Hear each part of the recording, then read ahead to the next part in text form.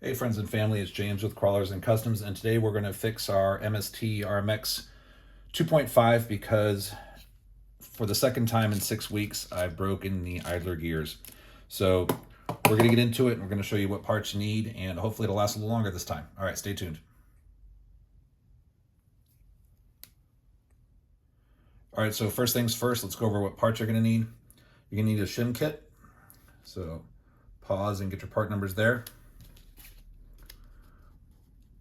This replaces the larger idler gear, the plastic gear on your MST 2.5.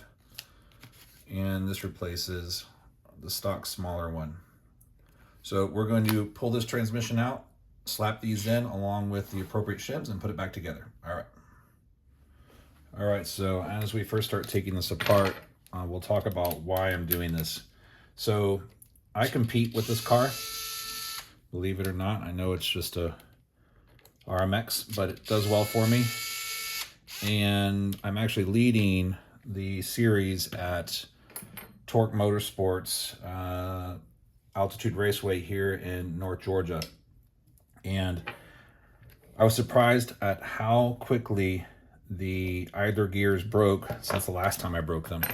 I'm used to polished concrete and ran probably 150 even 200 packs through this car. Never had a problem with the transmission, so I had developed a lot of confidence in it, and I was used to driving it. Fast forward, moved up here to North Georgia, started competing with it, and broke the transmission gears. Now, this is on carpet, so that might have something to do with it, but I broke the idler gears. So no problem. I figured I was due. Car had a lot of packs through it. I get it, right? Well, that's not the end of the story. So I replace those transmission gears. I compete and I win the second event. So I'm thinking I'm all right. And what ends up happening is I go to practice last week or the week before, and I break those same gears. And now my confidence is really eroded. So in the meantime, what I did is I built up a Rev D RDX, but I want to get this car running again. And I want to have confidence that it's going to work in a comp setting and be reliable. And it's just, that wasn't there. So that's why we're replacing these gears.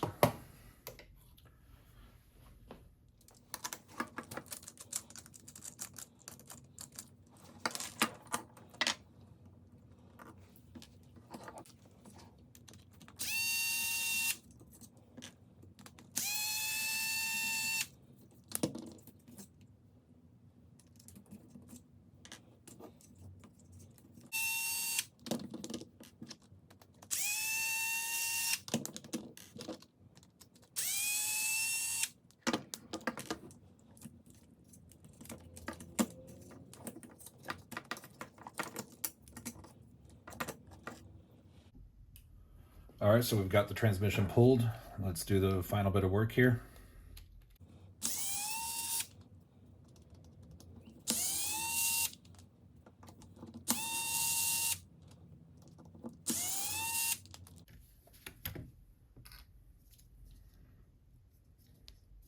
So there's one hidden, I'm say kind of hidden M3 in there, which gets some people, so be mindful of that.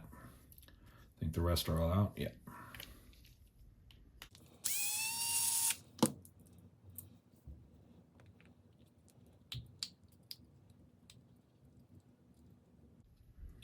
And you can see some broken bits coming out already.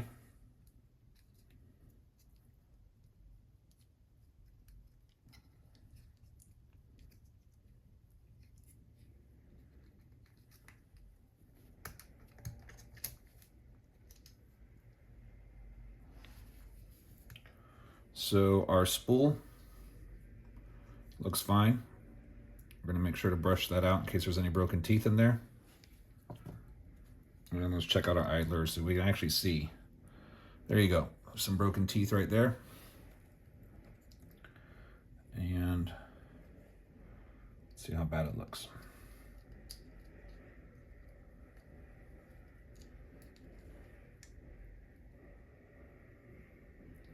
So that is missing one tooth. You can kind of see it there on the bottom. And there's the main culprit. So you can see what we're going from. This plastic idler that's missing all these teeth. So this is definitely not wear related. This is just shock load and snapped them off.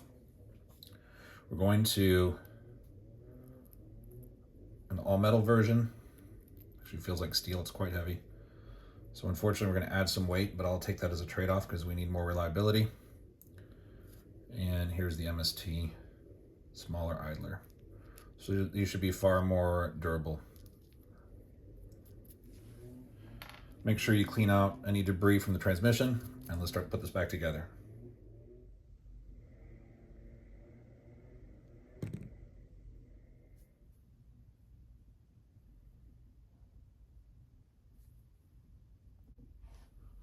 All right, so if you measure the original larger idler with the bearings in it, you're going to get about 11 millimeters. I measured the Robinson Racing with the bearings in it, and we're getting 10.2. So we got a 0.8 millimeter difference to make up. And we're going to make that up with a 0.3 on each side, which is 0.6. And then we're going to add a 0.1 to get us to 0.8. And that will be the same size as the original idler. Keep in mind, we're still going to put the shims on either side of the insert that holds the locating axle. So you can kind of see it there. It's one with 3 holes in it. So the larger gear is actually going to have 3 shims on each side. It's going to have the original one, a 0.1, and a 0.3, and that should put us in range. We're going to check for any binding when we put it together. So let's go ahead and put it together. So let's start with that big gear. We're going to put in our original shim, which is, let's drop it, which is a 0.3. That's the factory MST shim. We're going to drop in a 0.1 and another 0.3 to take up the 0.4 on this side. So there's the 0.1.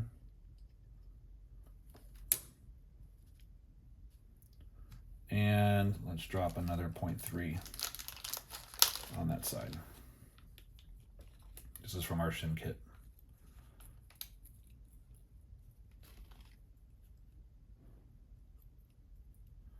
All right, and let's put our Robinson Racing gear on. And we're going to reverse that process. Let's grab another 0.3.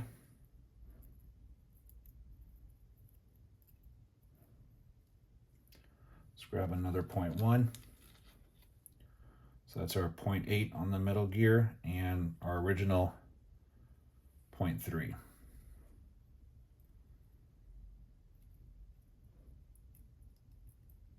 And now for the smaller gear, this should be the same size as our factory. So let's get the factory 0.3 millimeter shim.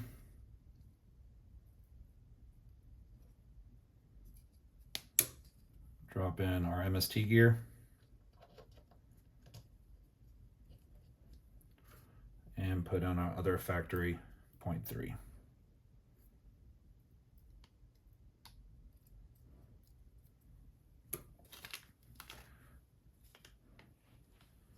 All right, so it looks pretty darn good. All right, so we just got a light coating of gear grease there. Didn't want to bind things up too much. Hopefully that little bit breaks in and we're good to go and we can trust this transmission again.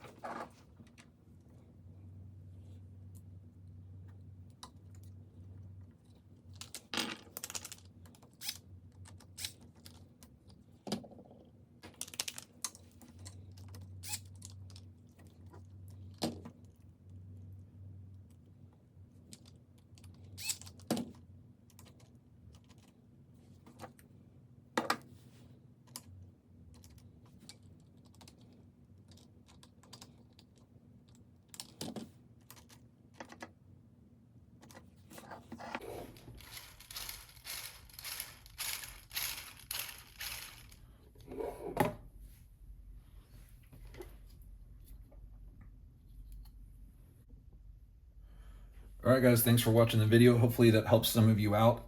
I think part of the reason that I was destroying gears is I drive a lot. I put a lot of packs with this car, and then it's got some pretty decent power, so we got a 10.5 turn in there.